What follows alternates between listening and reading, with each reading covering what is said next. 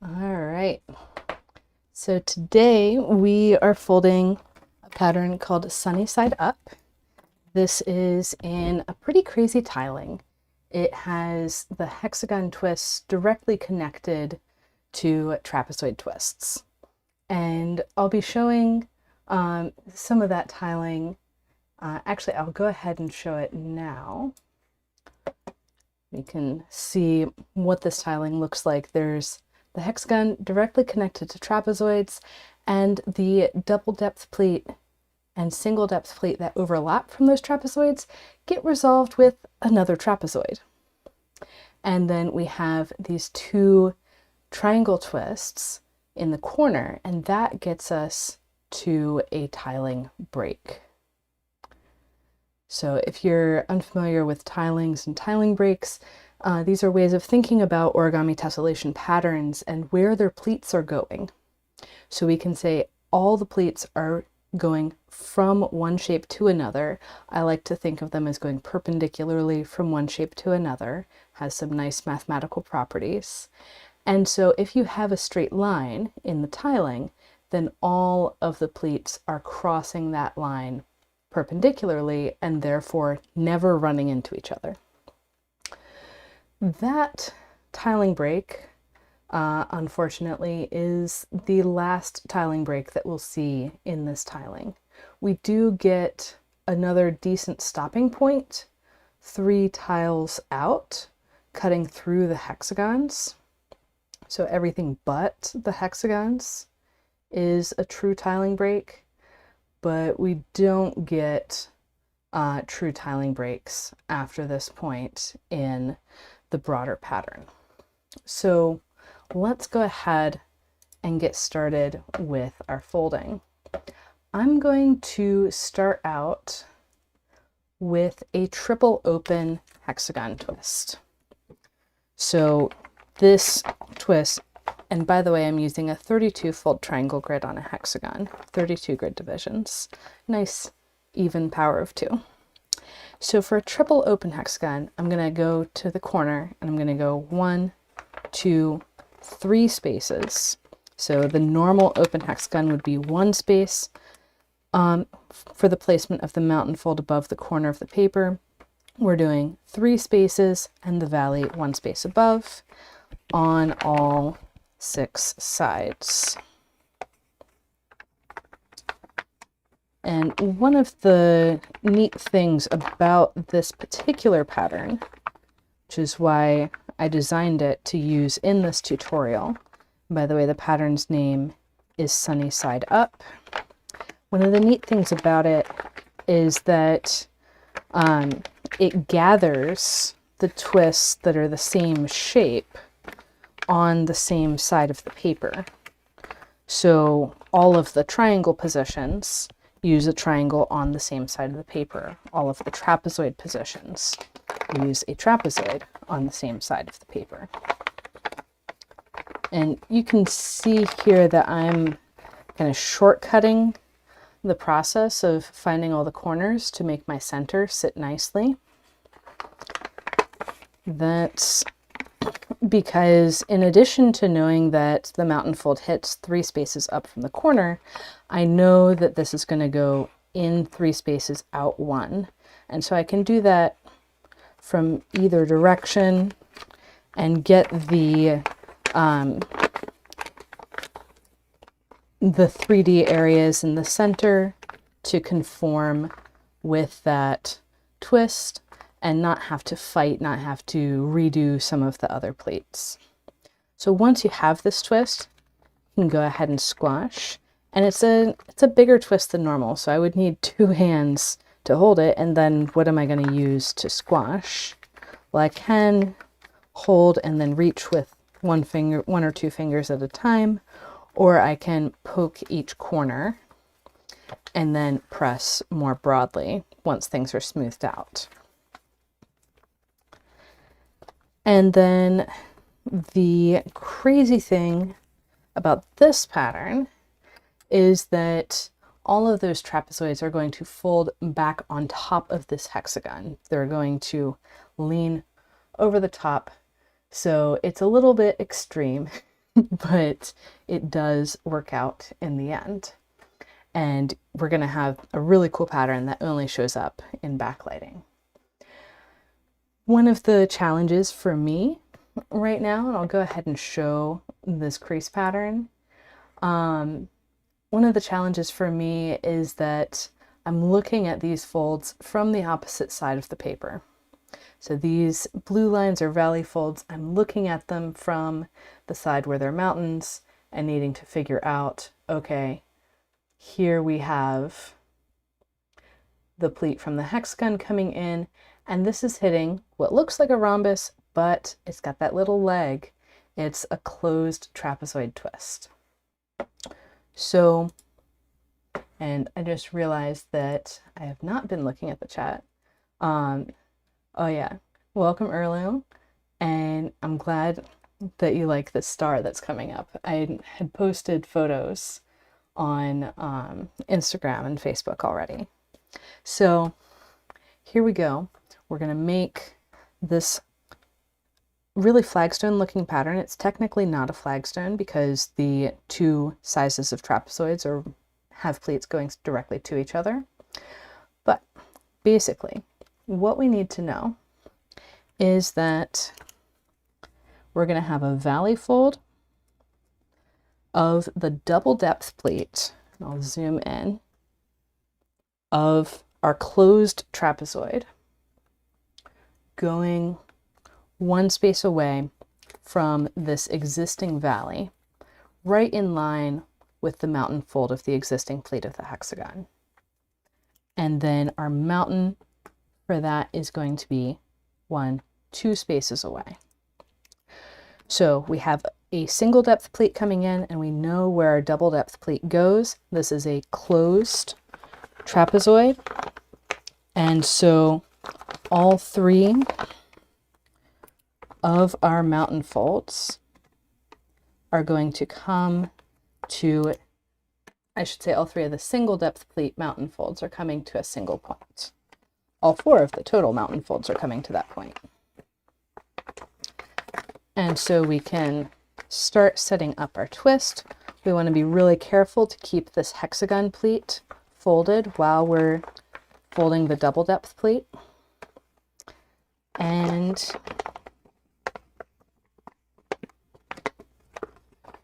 we can get all of those pleats set up. We're going to give it, so notice it's up and we have to twist it around.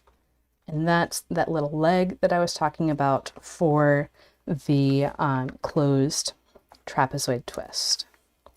And we can press from the top, and what we actually squash is a rhombus shape. From there, we can really work in either direction around. I'm going to choose this direction to start, and we'll see if that ends up being easier or not. But what's good about this direction is I have the double depth pleat already, and I know that the corner of the next trapezoid twist comes to the corner of this twist. So therefore I know that my middle single depth pleat shares a mountain with the double depth pleat. My next single depth pleat has its valley coming right to that corner. And then my third one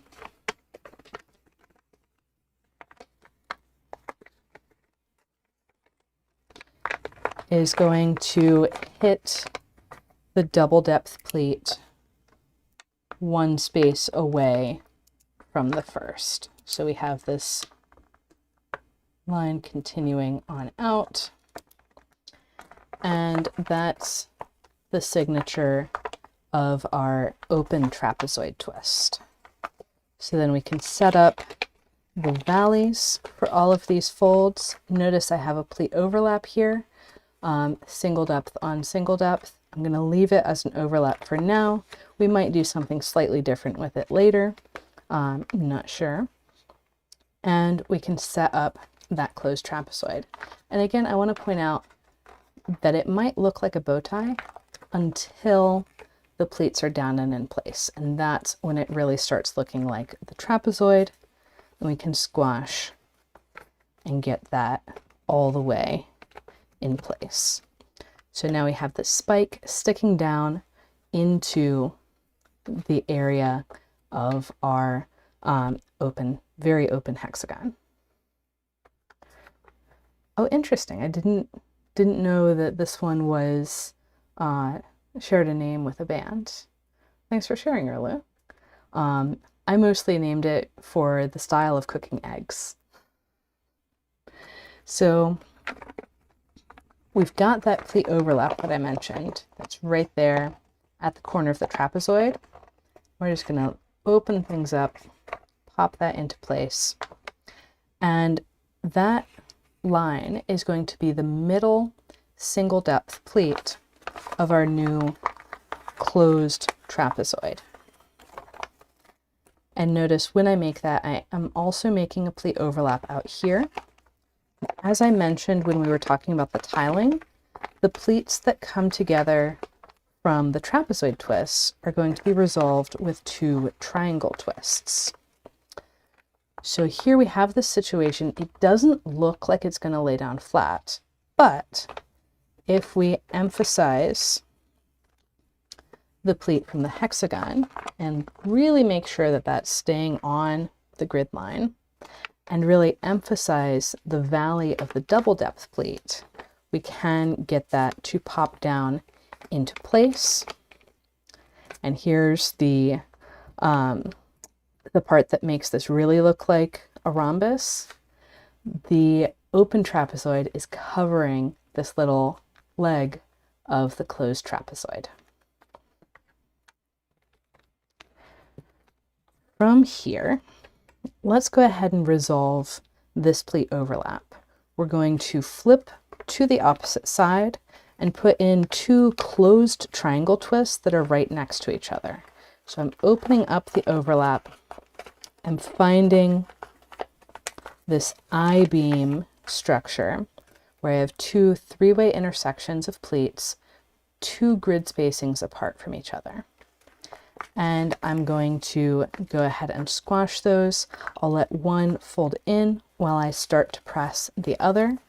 And then I'm letting it lift above to make it easier to squash the twist all the way out to the grid intersections at the corners.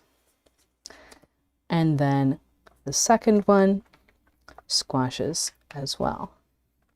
So all of our triangle twists are actually going to be on this side of the paper. And we can actually even start to see now, pull up flashlight, the start of that star inside the great big hexagon hole. So we've got that corner and we've got the spike of the star. So it's all coming together. You've seen the ingredients, and actually you've seen the crease pattern too. One thing to know, really what we've seen here is basically everything you need to know for the pattern with one exception, which is that the triangle in a position of 3-fold symmetry is off of this upper pleat coming from these 2 triangles instead of the lower one. So that way to the position of 3-fold rotational symmetry, and we can basically use these ingredients and repeat them all the way around to get the rest of our star in place. So flipping back over, I thought that worked pretty well with the direction that we went already. So I can go ahead and repeat those steps by finding the new open trapezoid. And remember, I've got the double depth pleat, so I already know what grid line the mountain fold of the middle single depth pleat is. The valley of the first single depth pleat comes to the corner of the closed trapezoid. The mountain's 1 space away. And then the third single depth pleat hits one space further out along the middle mountain than the first one. And again, that is making a pleat overlap. So we can find another open trapezoid, and then we'll do the same thing we did last time to open up and find our new closed trapezoid.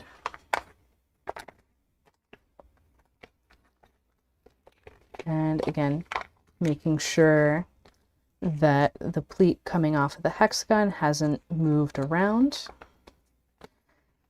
One of the cool things about these trapezoid twists is you can just lift up through the middle of the twist, and that's on a grid line. So we have a nice open space to squash. Then we can put that back on top.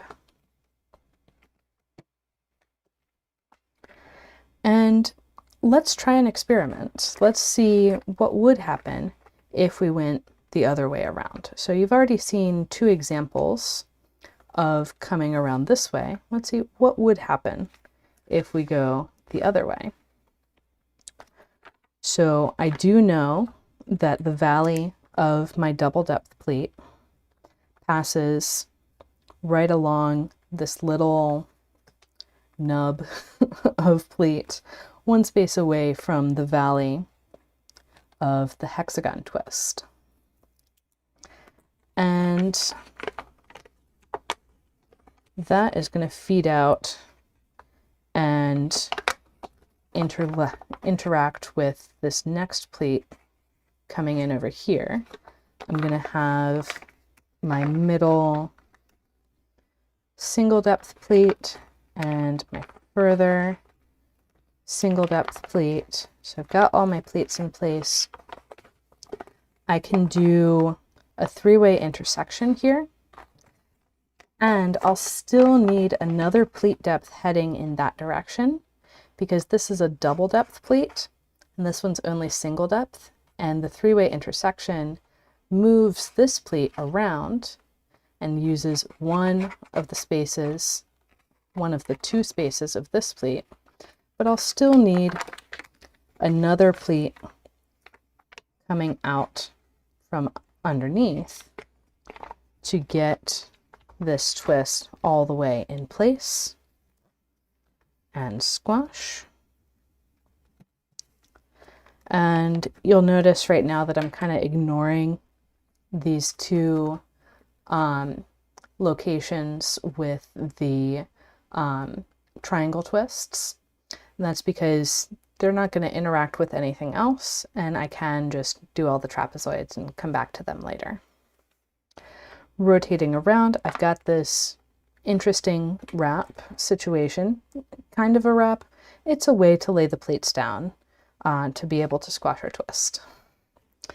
And one of the cool things about it is I can pop that point up and boom, there's my closed trapezoid. Okay, not a bad way of doing things. So I'm getting my pleats in the proper orientations and squashing that closed trapezoid. Then I can rotate and repeat. Go for that open trapezoid twist. So basically what we've seen here is that there's no real wrong way to go around the first ring around the center. Both of these are working out pretty well.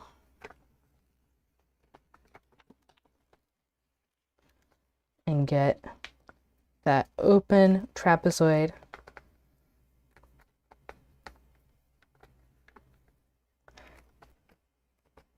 and I just saw your comment earlier. This one won't be easy to make in a lowercase version. I'm not sure exactly what you mean by lowercase, but if you mean micro scale, then yeah, that's going to be a challenge. And here again, we can pop up that next closed trapezoid.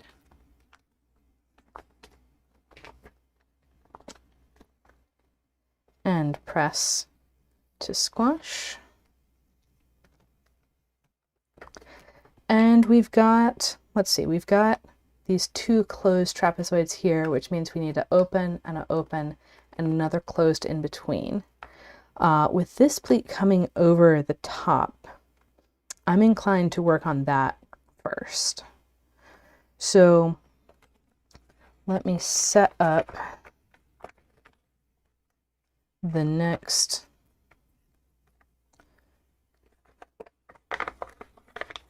open trapezoid here.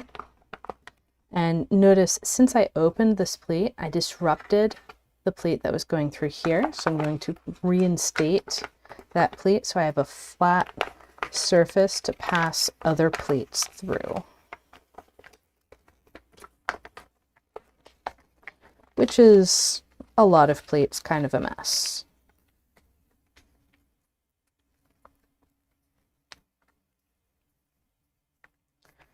And so now I've got that open trapezoid,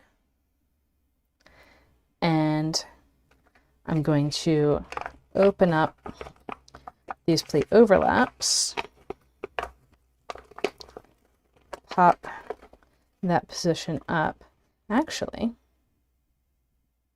I'm thinking if I leave this down in here, that's the same kind of thing that I had earlier when I was folding this open trapezoid first. And I could, no, that's not working out. I'm going to go ahead and pop that up and set up both the closed and the open trapezoid that are these last two trapezoids to go in here at the same time. So sometimes you can let things wrap and get away with it, but this time I needed that valley to pass through there. And unless I had the actual twist set up, it was not going to play nice. And then I can squash one at a time. These are, well, that one went and decided to squash its own way, but I can pinch things mostly back into place and get that nice and flat. So now we've got that whole star area. And you can see you can work around in either direction, but when you start having more overlaps, it tends to be easier to work from the layers on top down to the layers that are down below.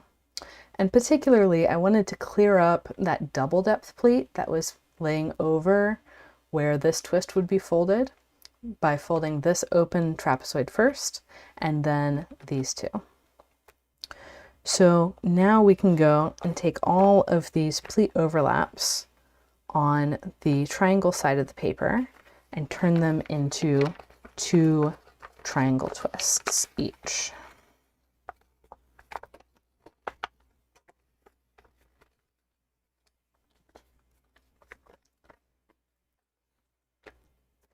And it's somewhat arbitrary, the exact steps of how you get these squashed. You'll notice I did it slightly differently this time than I did the previous time. This will also depend a little on what size of paper you're using. So the hexagon that I have is 32 grid divisions on a hexagon with 7-inch edges. So that would be right around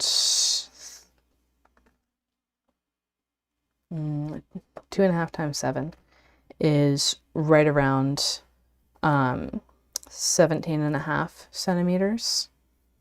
So 18-ish centimeters when you take into account that it's a little more than 2.5 times inches. So you'll see as I'm doing this, I'm doing different orders. I'm doing things in different amounts of them standing up. One of the reasons I'm able to do this is because Skytone is a very forgiving paper. And it's very crisp and likes to fold on grid lines. So there's, yeah, lots of good things when it comes to Skytone.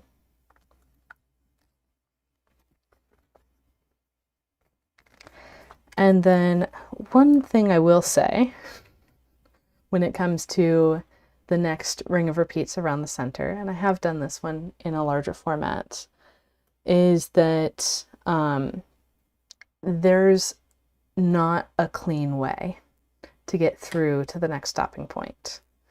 After this point, it's mostly a race to the end of your grid.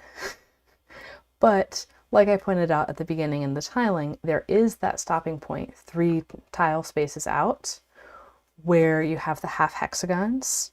And in this situation with this size of hexagon twist, it makes more sense to set up the half hexagon as a great big trapezoid than it does to do wraps, because there's just no room for the wraps to interact with each other.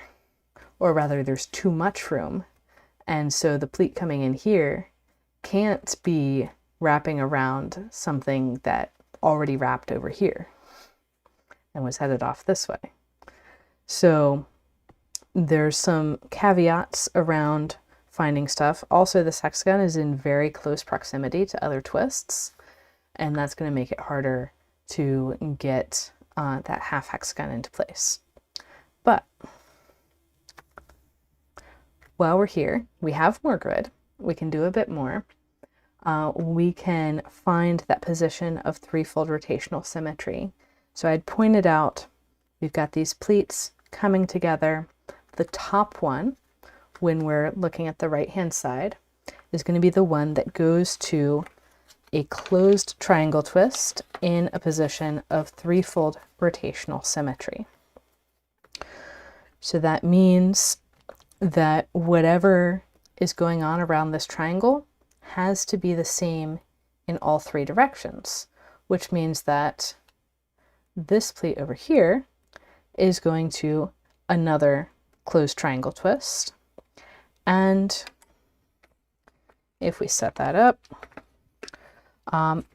the corner of that closed triangle that touches this corner has to be doing the same thing as the corner of this closed triangle that touches this corner, and that is going directly to another triangle twist.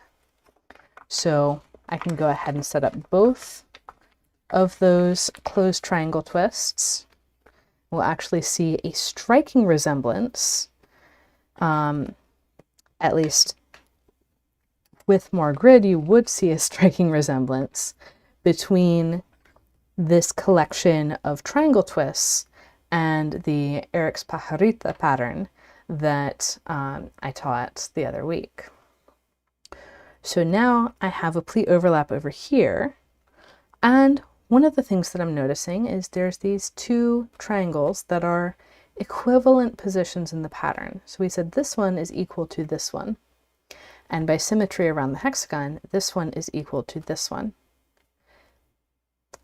That really looks like that position in the middle should be a position of 2-fold rotational symmetry, and that is in fact what is happening, because these 3 positions, the center of the hexagon, the center of the triangle in 3-fold rotational symmetry, and the center of the position of 2-fold rotational symmetry, need to make a 30, 60, 90 right triangle. So the right angle is at that 2-fold position.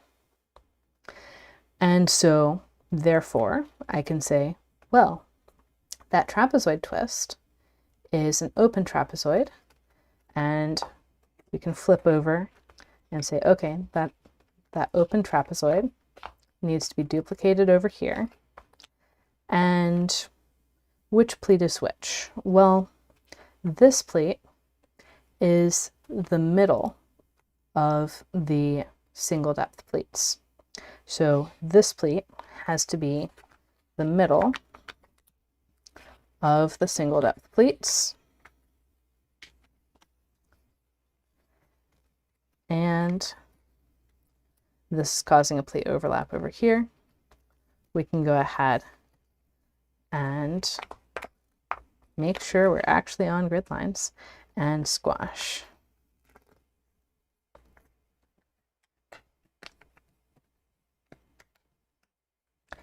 So what happens next after this trapezoid? What happens at that pleat overlap? Well, I can look over to the other side of the hexagon and say, well, that's feeding to a closed trapezoid. And I can release that overlap there. And on this grid, I don't have enough to do the whole thing. I would need this pleat to come up under the open trapezoid. That would be a pleat headed into the central hexagon. And I can get that closed trapezoid mostly in place. Partial twist doesn't cause any overlaps, and we're at the edge of the paper.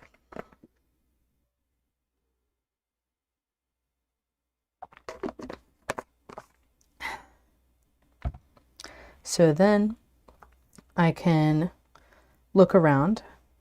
No overlaps in this direction. No overlaps in this direction. Okay, great. So I can flip back to my triangles, pick a side. Let's go with this one, and say, okay, I need to repeat that procedure. Conveniently, this pleat is already occupied, so this is the only one that can go to that closed triangle twist.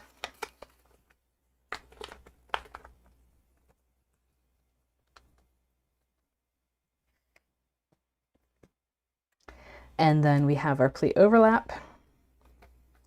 And by the way, you can see we would have an overlap if we had any more grid, and that would get resolved with 2 triangle twists in here and probably cause more problems. But we're using 32 divisions, so we don't need to worry about it. And then we can open up our next 2 triangles.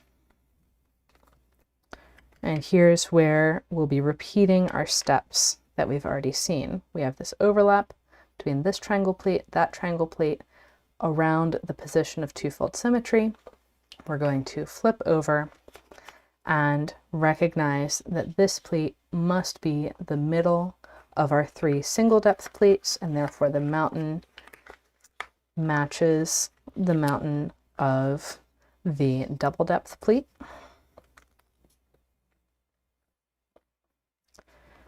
This time I held it in place better and it didn't smear. And then we can find our closed trapezoid as well. And then we'll flip over, find the next triangle, that's the position of threefold symmetry.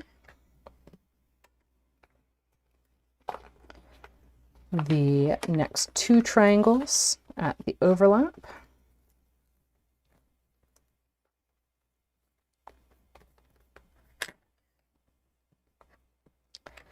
And flip over and put in the new open trapezoid.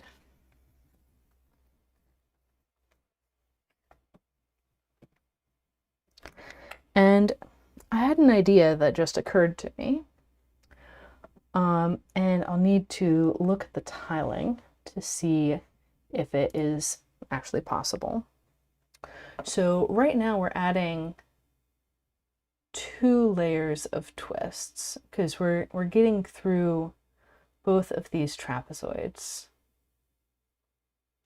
And the idea that occurred to me is, well, maybe we could cut off one of those trapezoids, but that would have to be, yeah, no go.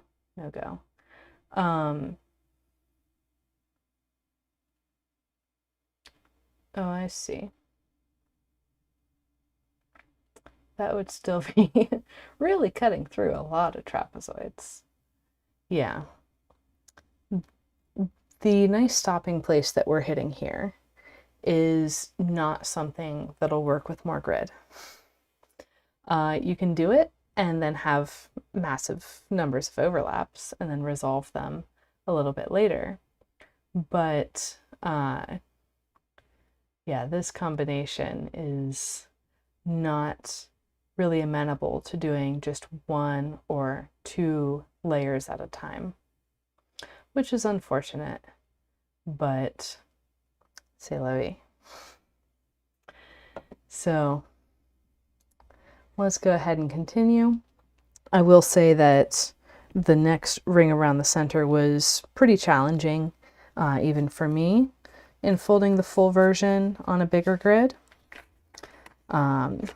And I will say that if you're going for more than 2 repeats around this, or more than 1 ring of repeats around the center, that's just going to get harder as you go further out. So you get to decide what you do with your time, but that's my warning.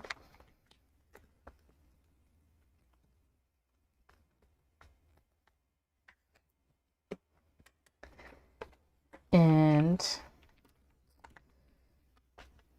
I'm not sure if I mentioned yet, but this tiling is one of the ones that'll show up twice in Advent of Tess this year. And we are going to be doing patterns in this tiling that have more normal hexagon twists, but they also have trapezoids on alternating sides of the paper. So we'll definitely be using some of the advanced wraps for that. And as of yesterday, the ebook, which has the crease pattern for all of the Advent of Tess patterns and their alternate endings, which does not include this one because it's not the same center as those Advent of Tess patterns, even though it is the same tiling. The ebook is available for purchase at gatheringfolds.com. It's also up on Origami Shop, and the link is active on Origami USA as well. Although, yeah,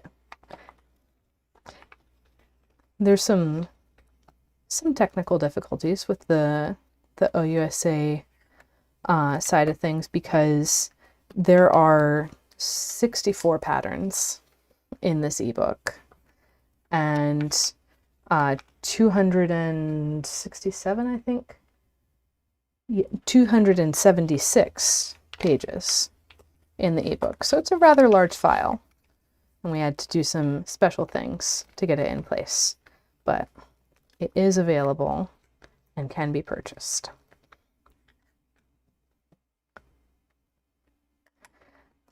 I just don't know if what you purchase at the time of recording is going to be precisely the correct file yet. Sad to say. But we're working on it. But anyways, so there's those, the ebooks. There's also new products in my online store. Already cut out hexagons of Skytone that have 5 inches to a side. Can grab some right now. Of course, I managed to put a bunch of stuff on top. But yeah, there's these blank hexagons that come in sets of 50. There's hexagons that already have grid lines for sixths pressed into them. And it's super easy to fold on those lines. And there are also pre-printed crease patterns for the Advent of Tess patterns for this year that are also available on my website right now. So yeah, I'm coming around to the end of this pattern on this grid.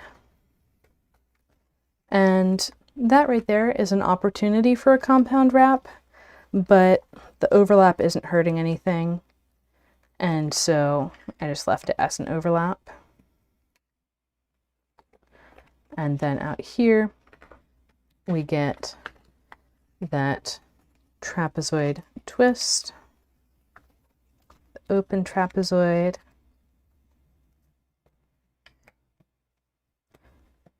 you can see that would definitely cause an overlap. And we get our partial closed trapezoid in here.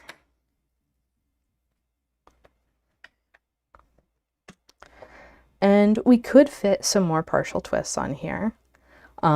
This double depth pleat is heading into the closed trapezoid.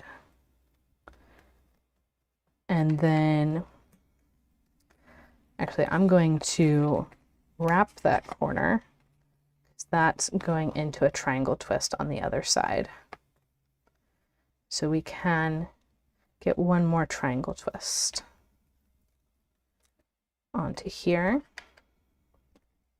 And with another triangle at the corner, that would be precisely the same motif in outline as the triangle with the 3 rhombus twists around it.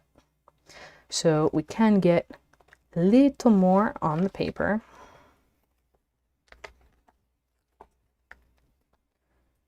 And it's kind of debatable whether doing the partial closed trapezoid first or the triangle twist first would be easier to locate.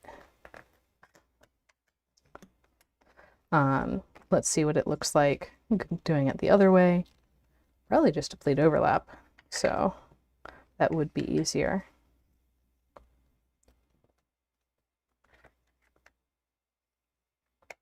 But yeah, one of the things I wanted to emphasize is that even with, and yep, there we go, pleat overlap. It's going to be super easy to fold on the other side, but let's double check. Yeah, that's exactly what I needed to just swivel over. So these advanced patterns might look scarier than they actually are. And they actually are scary further out than 32 grid divisions. But if you're used to folding 32 division grids and you don't want to fold on 48 or 64, then these patterns are still really approachable. And I definitely encourage you to experiment and see what you can fold using these ideas, using this format of folding more twists. Well, I'm going to say this tiling, this arrangement of shapes where we have our hexagon and then 2 trapezoids and then 2 triangles resolving those pleat overlaps with a triangle in the position of 3-fold rotational symmetry. So those are the positions: 1 hexagon, 2 trapezoids, 2 triangles, and a 3rd triangle. So with those ingredients, you can make a ton of different patterns, 2 of which will show up in Advent of Tess this year. And if I go ahead and bring up the backlighting on here, you can see that it's real obvious from this side that you would have that star in the middle of that hexagon. But it's not at all obvious that it would show up from the other side. And with that, that is sunny side up. And I will leave you to go about your day. And now you know another cool thing that paper can do. So happy folding, and I look forward to seeing your folds when you tag me on Instagram or Facebook after you folded this. So happy folding. See you later.